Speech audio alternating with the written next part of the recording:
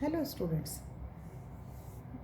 हमारा first chapter first transition series चल रहा है। तो इसी में ही हम आज next property ionization enthalpy of transition elements start कर रहे हैं। Ionization energy of d block elements lies between s and p block elements. They are higher than s and lower than p block elements. कि जो d block elements की ionization energy है वो S block से तो क्या होती है, ज़्यादा होती है, और पी ब्लॉक से क्या हो रही है, कम होती है। मतलब इन दोनों के बीच की होती है आयोनाइजेशन एनर्जी, किसके लिए, डी ब्लॉक एलिमेंट और ट्रांजिशन एलिमेंट के लिए। अब आयोनाइजेशन एंथैल्पी होती क्या है, पहले हम ये देख लेते हैं। किसी भी आइसोलेटेड गैसियस एटम से एक इलेक्ट्रॉन निकालने के लिए जितनी एनर्जी की आवश्यकता होती है उसे ही हम क्या कहते हैं, आयोनाइजेशन एनर्जी। अब जैसे हमने लिया यहाँ पे M गैसियस है, ठीक है, इसमें से एक इलेक्ट्रॉन निकाला तो क्या बन गया, M प्लस गैसियस। तो इसके लिए हमें जितनी एनर्जी की आवश्यकता हुई वो हमारे लिए क्या हो गई, आयोनाइजेशन एनर्जी 1। ठीक है, फर्स्ट हो गई है, ये फर्स्ट आयोनाइजेशन एनर्जी हो गई। इसी तरीके से ये भी गैसियस रहेगा, ठीक है, यहाँ सब गैसियस रहेंगे, आइसोलेटेड है। अब फर्स्ट आयोनाइजेशन एनर्जी हुई जब हमने एक इलेक्ट्रॉन निकाला। अब इसी में से ही हमारे पास M प्लस कैटायन जो बन गया था, इसमें से अगर हम एक इलेक्ट्रॉन और निकाल दें, ठीक है, तो उसके लिए जितनी एनर्जी की आवश्यकता होगी वो क्या हो जाएगी हमारे पास में, IE2। तो यहाँ हमारे पास क्या बन गया, M2 प्लस गैसियस। और इसी तरीके से अगर हम एक और इलेक्ट्रॉन निकालें तो M+2 में से निकलेगा। M+2 तो था ही पहले हमारे पास बना था, इसमें से हमने एक इलेक्ट्रॉन और निकाला तो M+3 बन गया। तो इसके लिए जितनी एनर्जी की आवश्यकता हुई वो क्या हो गई हमारे पास में, IE3। तो IE3 हमेशा क्या होगी, ज़्यादा होगी IE2 से, और IE2 ज़्यादा होगा IE1 से। ठीक है, ये एक इनका पैटर्न है, ट्रेंड है, यही रहता है। अभी हमने आपको बताया कि जो आयोनाइजेशन एनर्जी है वो एस ब्लॉक की क्या है, ज़्यादा है, सॉरी एस ब्लॉक से क्या है, ज़्यादा है। ठीक है, तो एस ब्लॉक से ज़्यादा क्यों है, उसके क्या रीज़न है। ठीक है, ड्यू टू ट्रांजिशन एलिमेंट का जो साइज़ होता है वो कैसा होता है, स्मॉल होता है, और न्यूक्लियर चार्ज जो है वो कैसा होता है, इनका हाई होता है। और ट्रांजिशन एलिमेंट में आपको बताया था कि दोनों तरीके की बॉन्डिंग पाई जाती है। ठीक है, कि metallic and covalent bonding are exist in d block elements. ये जो 3 रीज़न हम बता रहे हैं, इन रीज़न के कारण ही क्या होता है कि इनमें एस ब्लॉक एलिमेंट से हायर होती है आयोनाइजेशन एनर्जी। ठीक है, अब अगर हम बात करें पीरियड में, इनकी ट्रेंड देखते हैं हम कि ट्रेंड क्या है इनका। तो पीरियड में हम बात कर रहे हैं, पीरियड में left to right, periodic table में लेफ़्ट टू राइट जाने पर क्या होगा, एटॉमिक साइज इंक्रीज होगा। और एटॉमिक साइज इंक्रीज होता है, साइज क्या होता है, डिक्रीज होता है। साइज डिक्रीज क्यों होता है, क्योंकि जेड इफेक्टिव जो है वो क्या हो रहा है, इंक्रीज हो रहा है। न्यूक्लियर चार्ज जो होता है वो लेफ़्ट टू राइट जाने पर इंक्रीज होता है। ठीक है, अब हम ये जानते हैं कि आयोनाइजेशन एनर्जी जो है वो साइज़ के क्या होती है, इन्वर्सली प्रोपोर्शनल है। साइज़ के क्या हो रही है, इन्वर्सली प्रोपोर्शनल है। मीन्स कि साइज़ अगर डिक्रीज होगा तो आयोनाइजेशन एनर्जी क्या हो जाएगी, इंक्रीज हो जाएगी। साइज़ अगर इंक्रीज होगा तो आयोनाइजेशन एनर्जी क्या हो जाएगी, डिक्रीज हो जाएगी। ठीक है, और जेड इफेक्टिव के क्या होता है, ये डायरेक्टली प्रोपोर्शनल है, कि अगर आयोनाइजेशन एनर्जी इंक्रीज हो रही है तो जेड इफेक्टिव भी क्या होगा, इंक्रीज होगा। और जेड इफेक्टिव अगर डिक्रीज हो रहा है तो आयोनाइजेशन एनर्जी क्या हो जाएगी, डिक्रीज हो जाएगी। ठीक है, तो यहाँ भी हम क्या देख रहे हैं कि साइज़ क्या है, डिक्रीज है, तो आयोनाइजेशन एनर्जी क्या हो रही है, इंक्रीज हो रही है। तो इन्वर्सली प्रोपोर्शनली हमने बताया आपको। और जेड इफेक्टिव क्या हो रहा है, इंक्रीज हो रहा है, तो आयोनाइजेशन एनर्जी क्या हो रही है, इंक्रीज हो रही है। तो आयोनाइजेशन एनर्जी और जेड इफेक्टिव को हमने क्या बताया कि ये डायरेक्टली प्रोपोर्शनल होते हैं। ठीक है, अब ये जो ट्रेंड हो रहा है but not in regular manner, ये ट्रेंड जो है वो रेगुलर मैनर में नहीं हो रहा है। और ये जो हम देख रहे हैं पीरियड में, ये ग्रुप 3 से ग्रुप 11 तक, मतलब स्कैंडियम से स्टार्ट करके हम कॉपर तक की बात कर रहे हैं ये।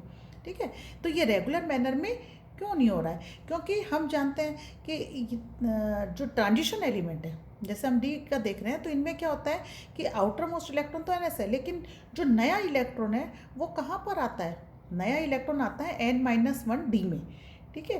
तो n-1d में जैसे जैसे इलेक्ट्रॉन आता है तो क्या होगा कि वहाँ पर न्यूक्लियर चार्ज तो पहले ही था, इफेक्ट तो पहले ही आता रहता है, लेकिन उसके साथ साथ जब n-1d में इलेक्ट्रॉन बढ़ने लगते हैं तो शील्डिंग इफेक्ट भी आ जाता है, और जैसे ही इलेक्ट्रॉन ज़्यादा होंगे तो शील्डिंग इफेक्ट क्या हो जाएगा, ज़्यादा हो जाएगा, और पहले क्या होगा, न्यूक्लियर चार्ज और शील्डिंग इफेक्ट को काउंटर बैलेंस करेगा, ठीक है। तो जितना हम एक्सपेक्ट कर रहे हैं कि आयोनाइजेशन एनर्जी जो है वो इंक्रीज होनी चाहिए, उतनी इंक्रीज नहीं होती है, मतलब हमारी एक्सपेक्टेशन से क्या होगी, ये कम होगी।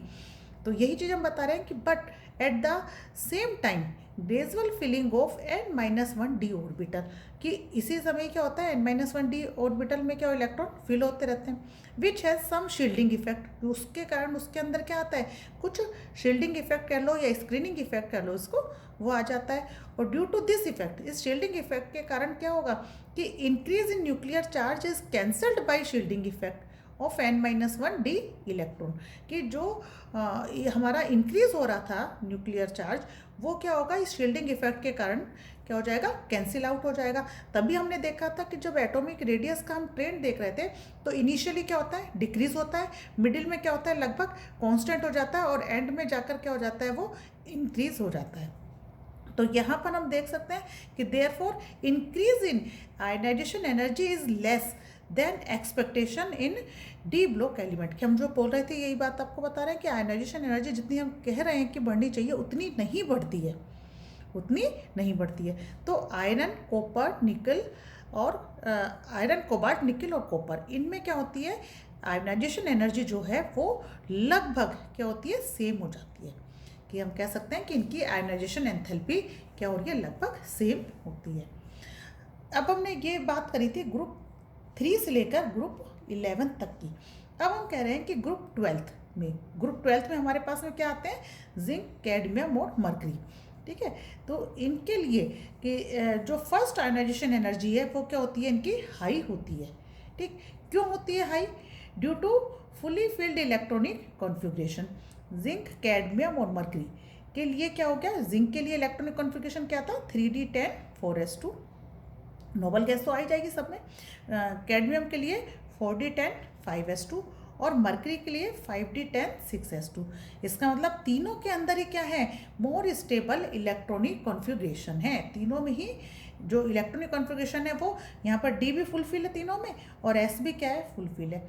जब मोर स्टेबल इलेक्ट्रॉनिक कॉन्फ़िगरेशन है तो यहाँ से एक इलेक्ट्रॉन निकालना, ये इलेक्ट्रॉन अपना देना ही क्यों चाहेंगे। पहली बात तो ये है कि अगर हमें इनसे इलेक्ट्रॉन निकालना है तो ये नहीं देंगे ना, तो इनसे इलेक्ट्रॉन निकालने के लिए क्या होगा कि हमें ज़्यादा एनर्जी की आवश्यकता होगी, बहुत ज़्यादा एनर्जी इनको देनी पड़ेगी ना इलेक्ट्रॉन निकालने के लिए।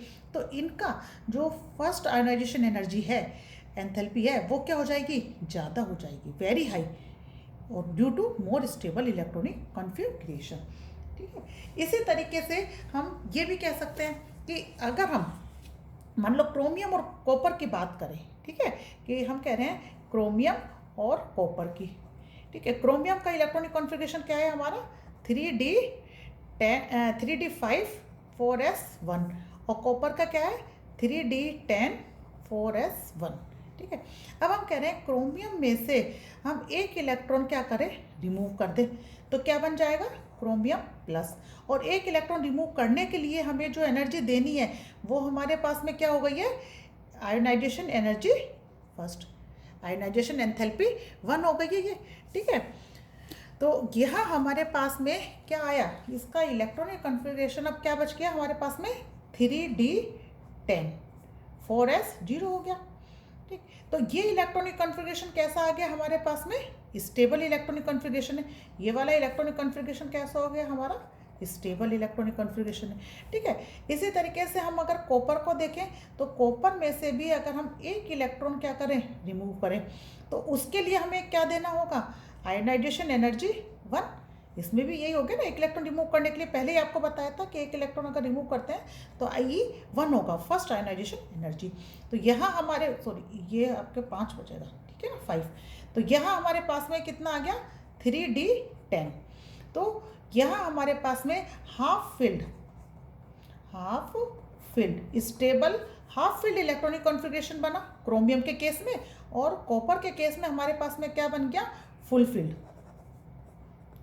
फुलफिल्ड इलेक्ट्रॉनिक कॉन्फ़िगरेशन आ गया।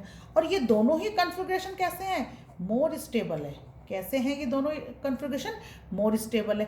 तो इसका मतलब ये हुआ कि ये कब बन रहे हैं, जब हमने एक इलेक्ट्रॉन रिमूव करा। इसका मतलब क्रोमियम और कॉपर के लिए जो IE1 है, आयनाइजेशन एनर्जी 1 है, ठीक है, कि ये क्या हो जाएगी, लेस होती है। इसकी वैल्यू कैसे हो जाएगी, इनके लिए कम होगी, ठीक है। अब अगर हम बात करें इसी में क्रोमियम और कॉपर की सेकंड आयनाइजेशन एनर्जी की, क्योंकि आपसे क्वेश्चन इस तरीके से पूछा जा सकता है कि the second ionization energy of chromium and copper usually high, ठीक है। तो एंड वाई, कि क्यों हो रही है, कि ये ज़्यादातर क्रोमियम और कॉपर के लिए क्या हो रही है, ज़्यादा होती है। कौन सी, सेकंड आयनाइजेशन एनर्जी IE2 जो है वो कैसी होती है, हाई हो रही है, ठीक है। हाई कब हो रही है और क्यों हो रही है, क्योंकि फर्स्ट जब हमने करा तो क्रोमियम क्या बना हमारे पास में, प्लस बना। अब हम कह रहे हैं इसी में से ही हम एक इलेक्ट्रॉन और रिमूव कर दें, तो दूसरा इलेक्ट्रॉन रिमूव करने के लिए कौन सी एनर्जी है, IE2 है ना। तो ये हमारे पास में क्या हो गई, IE2। और यहाँ भी अगर हम एक इलेक्ट्रॉन और रिमूव करें तो क्या हो जाएगा, ये भी IE2 हो जाएगा। अब ये स्टेबल इलेक्ट्रॉनिक कॉन्फ़िगरेशन है हाफ फील्ड, और ये भी स्टेबल इलेक्ट्रॉनिक कॉन्फ़िगरेशन है फुल फील्ड। तो ये दोनों इलेक्ट्रॉन देना नहीं चाहेंगे अपना, क्योंकि ये दोनों ही एक्स्ट्रा स्टेबल है। तो यहाँ हमारे पास में क्या बन जाएगा, 3D4 बन जाएगा, ठीक है। तो 3D4 क्या हो गया, इसके कंपेयर में अनस्टेबल हो गया। स्टेबल में से हमें क्या करना है, एक इलेक्ट्रॉन रिमूव करना है। तो और यहाँ भी हमारे पास में क्या हो रहा है कि क्या बना है हमारे पास में, 3D9 बन रहा है। 3D क्या बन गया, 9 बन गया। तो ये भी क्या था, हमारा मोर स्टेबल इलेक्ट्रॉनिक कॉन्फ़िगरेशन था। इसमें से भी हमने एक इलेक्ट्रॉन रिमूव करा तो क्या बना हमारे पास में, 3D9। तो IE2 हम कह सकते हैं कि भाई स्टेबल में से हमें एक इलेक्ट्रॉन निकालना है। हमें एक इलेक्ट्रॉन कहाँ से निकालना है, स्टेबल में से एक इलेक्ट्रॉन क्या करना है, रिमूव करना है। तो स्टेबल में से एक इलेक्ट्रॉन निकालना मुश्किल है, हमें बहुत ज़्यादा एनर्जी की आवश्यकता होगी। इसीलिए हम कह रहे हैं कि क्रोमियम और कॉपर के लिए जो IE2 है वो कैसा होता है, हाई होता है। और क्रोमियम और कॉपर के लिए IE1 हम कहें तो लेस होता है। लेस इसलिए होता है क्योंकि एक इलेक्ट्रॉन निकालने के बाद जो इलेक्ट्रॉनिक कॉन्फ़िगरेशन आया वो कैसा हो गया, हमारे पास में स्टेबल हो गया। और अगर हम स्टेबल में से इलेक्ट्रॉन निकाल रहे हैं तो अनस्टेबल इलेक्ट्रॉनिक कॉन्फ़िगरेशन आ रहा है, ठीक है। तो जिंक, कैडमियम, मरकरी की तरह ही हम क्रोमियम और कॉपर की भी बात कर सकते हैं, ठीक है। नेक्स्ट आता है इसके अंदर कि इन ग्रुप और इन वर्टिकल कॉलम में हम इसको अगर ट्रेंड को देखें तो क्या होता है। तो ग्रुप में जो हमारे पास में ट्रेंड रहेगा तो वहाँ भी हम क्या देख रहे हैं कि इसको भी हम ऐसे देख सकते हैं कि 3D और ये आ गया हमारा 4D और 5D। अगर हम ग्रुप में अगर चल रहे हैं, ठीक है, ये हमारे पास में क्या हो गया, ग्रुप हो गया। तो ग्रुप में अगर हम जाते हैं तो साइज़ क्या होता है हमारा, साइज़ 3D से 4D पे क्या होगा, साइज़ अगर आप 3D से और 4D पे जाते हो तो साइज़ क्या हो जाएगा, साइज़ इंक्रीज होगा। क्योंकि ग्रुप में हमने बताया कि साइज़ तो क्या रहेगा, इंक्रीज ही होता है ग्रुप में 3D से 4D पर। और साइज़ और आयनाइजेशन एनर्जी को क्या बताया था, इन्वर्सली प्रोपोर्शनल हो रहे हैं। साइज़ और आयनाइजेशन एनर्जी क्या बताए थे, इन्वर्सली प्रोपोर्शनल। तो साइज़ अगर इंक्रीज हो रहा है तो ये डिक्रीज हो रहा है। क्यों हो रहा है, क्योंकि ये देखिए कि अगर साइज़ इंक्रीज है, ठीक है, हम कह रहे हैं कि ये तो न्यूक्लियस है, ठीक है, और साइज़ क्या हो गया इनका, बड़ा हो रहा है। साइज अगर बड़ा होता जाएगा तो आउटर मोस्ट इलेक्ट्रॉन क्या हो जाएगा, दूर हो जाएगा। आउटर मोस्ट इलेक्ट्रॉन न्यूक्लियस से क्या हो गया, दूर हो गया। आउटर मोस्ट इलेक्ट्रॉन अगर न्यूक्लियस से दूर हो गया तो न्यूक्लियस का जो इफेक्ट है वो आउटर मोस्ट इलेक्ट्रॉन पर ज़्यादा नहीं होगा, और इससे आउटर मोस्ट इलेक्ट्रॉन को निकालना क्या हो जाएगा, आसान हो जाएगा। आउटर मोस्ट इलेक्ट्रॉन को निकालना आसान हो जाएगा, तो आयनाइजेशन एनर्जी क्या हो जाएगी, कम हो जाएगी, ठीक है। इसी तरीके से अगर हम बात करें 4D से 5D की, तो 4D से जब 5D में हम जा रहे हैं तो क्या होता है कि 5D में क्या हो जाता है, लेंथेनाइड्स आ जाते हैं। 14 एलिमेंट किसके आते हैं, लेंथेनाइड के आ जाते हैं। तो यहाँ पर क्या होगा, due to lanthanide contraction size जो है वो क्या हो जाता है, डिक्रीज हो जाता है। साइज क्या होगा, ये डिक्रीज हो गया हमारे पास में, ठीक है। साइज डिक्रीज होगा तो आयोनाइजेशन एनर्जी क्या हो गई, इंक्रीज हो गई। वो इंक्रीज क्यों हो गई, क्योंकि अगर साइज मान लो छोटा हो गया, छोटा हो जाता है साइज, तो न्यूक्लियस आउटर मोस्ट इलेक्ट्रॉन क्या होंगे, वो न्यूक्लियस के पास में आ गए। और आउटर मोस्ट इलेक्ट्रॉन अगर न्यूक्लियस के पास आ जाएंगे तो न्यूक्लियस का जो इफेक्ट है वो उनके ऊपर क्या हो जाएगा, ज़्यादा आ जाएगा। उनके ऊपर इफेक्ट क्या हो गया, ज़्यादा आ गया है। तो इफेक्ट ज़्यादा आने से उन्हें आसानी से नहीं निकाला जा सकता, तो वहाँ हमें एनर्जी क्या होगी, ज़्यादा देनी पड़ेगी। आयनाइजेशन एनर्जी क्या होगी, ज़्यादा देनी पड़ेगी। तो इसलिए साइज़ यहाँ पर क्या होगा, 4D to 5D में अगर हम जाते हैं तो साइज़ डिक्रीज़ होता है और आयनाइजेशन एनर्जी जो है वो क्या हो जाती है, इंक्रीज़ होती है, ठीक है। तो हम ये कह सकते हैं कि 3D to 4D में जा रहे हैं तो साइज़ इंक्रीज़ हो रहा है और आयनाइजेशन एंथैल्पी जो है वो डिक्रीज़ हो गई है। और 4D to 5D में जा रहे हैं तो साइज़ डिक्रीज़ हो रहा है और आयनाइजेशन एंथैल्पी जो है वो इंक्रीज़ हो रही है। और 5D सीरीज़ की जो आयनाइजेशन एंथैल्पी है वो 3D और 4D के कंपेयर में क्या होती है, ज़्यादा होती है, ठीक है। तो हमने क्या देखा है, आयनाइजेशन एंथैल्पी का ट्रेंड देखा है कि डी ब्लॉक एलिमेंट में क्या होता है, कैसे होता है। अब इसी से ही रिलेटेड कुछ क्वेश्चंस हैं, वो मैं आपको नेक्स्ट जो आपका रहेगा इसके अंदर करवा देंगे, लेक्चर के अंदर, ठीक है। तो आप इसे अच्छे से करते रहिए और अपने नोट्स भी साथ साथ में प्रिपेयर कर लीजिए, ठीक है। Okay, bye, thank you.